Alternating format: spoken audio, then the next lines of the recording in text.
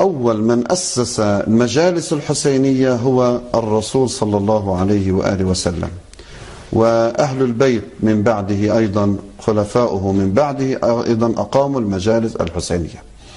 فالمجالس والتي هي تشكل الشعائر، عندما نقول شعائر حسينية هذه الشعائر الحسينية، ليست الشعائر الحسينية بالزمان والمكان وكل يوم نطلع شعائر حسينية، لا.